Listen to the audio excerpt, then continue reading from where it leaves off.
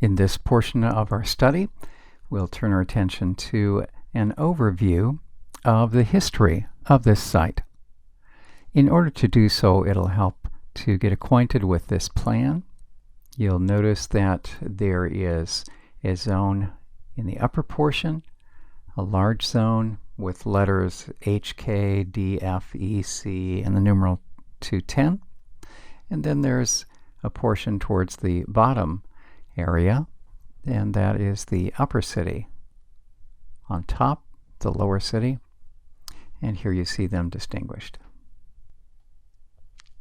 Depending on what resource you explore, you'll find a couple of schemes that recap the various levels and areas. Here's one by Yadin and Bentour. You'll notice that it's set up to imitate the levels of the tell, so that the first encountered stratum is stratum 1, that's closest to the surface, that's Hellenistic, and then you work your way down to stratum 21, and that would be the lowest and the earliest.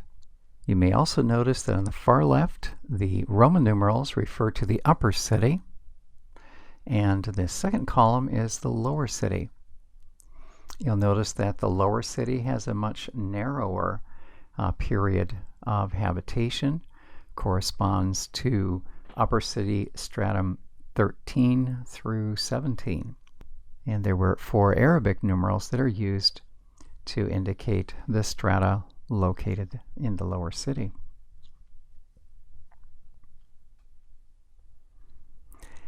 Sharon Zuckerman has another scheme in her article, and you'll see that it rather moves from top to bottom of the page in chronological sequence.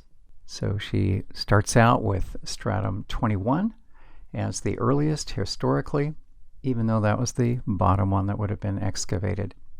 Similar to the Yadin and Bentour presentation, there is the distinction between the upper tell with Roman numerals and the lower city with Arabic numerals.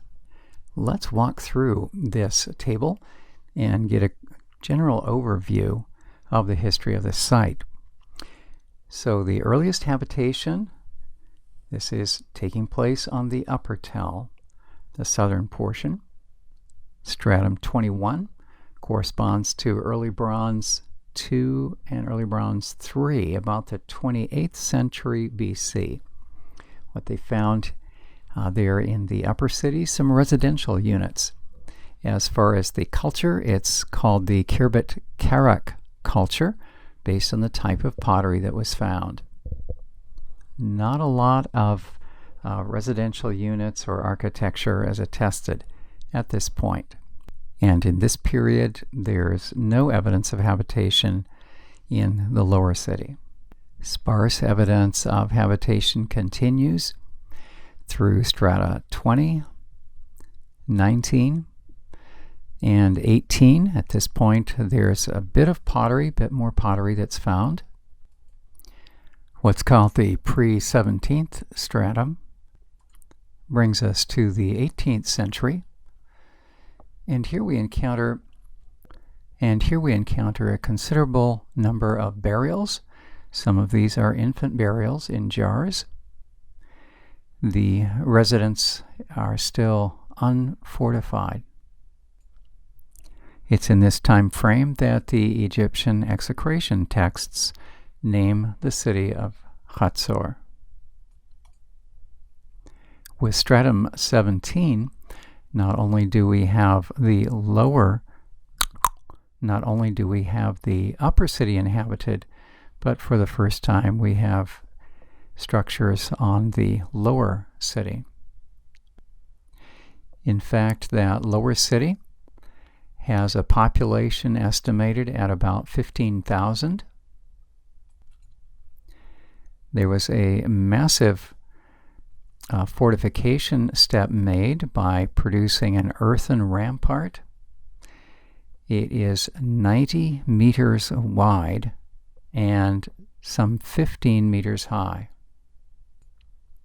That's for the benefit of the lower city. In this time frame, the Murray archives along the Euphrates mention the city of Hazor.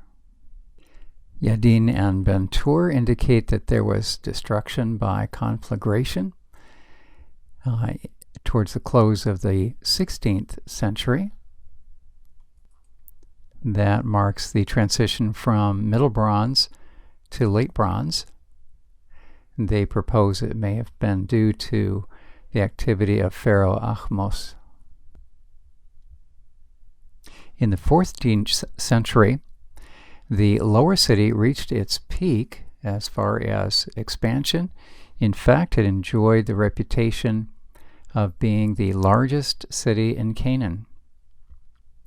It's at this time that the Amarna archives have correspondence associated with Hazor. Area C is destroyed towards the close of the 14th century, and this is level 1B of the lower city. Area C is in the lower city. Perhaps this was due to the activities of Pharaoh Seti I. As we come to the close of level 1A in the lower city, and this marks the end of habitation in the lower city. In Area H, which includes a significant temple structure, we find that there are figurines that have been intentionally destroyed and mutilated. There is a thick layer of ash, so there was a very substantial conflagration. With stratum 13, which corresponds to level 1A, stratum 13 is the end of Canaanite Hazor.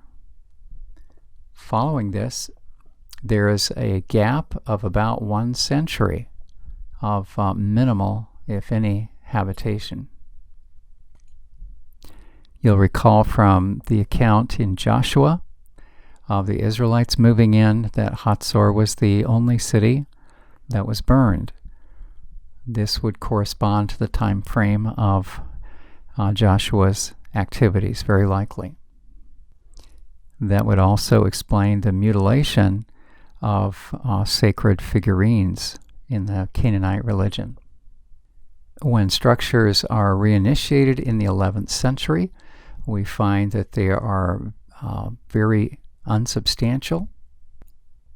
Then as we reach the mid-10th to early 9th centuries, that would be Upper City stratum 10. This easily corresponds to the United Monarchy and Solomonic construction projects. Sector A in the Upper City now will have a 6-chambered gate and a casemate wall. There is a level of fire destruction in Sector A that is dated either to the Solomonic era or to the Omeride kingdom. That would be with the divided kingdom. Ben-Tur suggests that that particular conflagration may have been the result of Ben-Hadad I's activities. When we come to stratum 6, Iron Age 2C in the 8th century, there is evidence in Sector A of an earthquake. The biblical record associates this with the reign. The biblical record associates this with the reign of Jeroboam II, and it's mentioned in the book of Amos. Finally, in stratum 5, the citadel, which is on the western side of the upper city, there's a massive Israelite citadel, and it is completely destroyed, covered with a meter of ash and rubble. This corresponds to the invasion by the Assyrians, led by Tiglath-Pileser III, and it dates to 732 BC. In Sector A, in connection with that destruction, some residences show evidence of being destroyed by fire, and others in Sector A seem to just have been abandoned. So perhaps this is indicative of people taken out in exile. Stratum 4 then follows, and there is some settlement, but the homes that are rebuilt are very flimsy. So the culture and architecture of this time is very inferior, what you might expect after a people have been decimated. Over this citadel that was on the far southwestern area of the upper city, there is now a governmental structure that seems to be Assyrian in nature. Then follows strata 2 and 1, which are respectively Persian and Hellenistic. That concludes our brief historical review.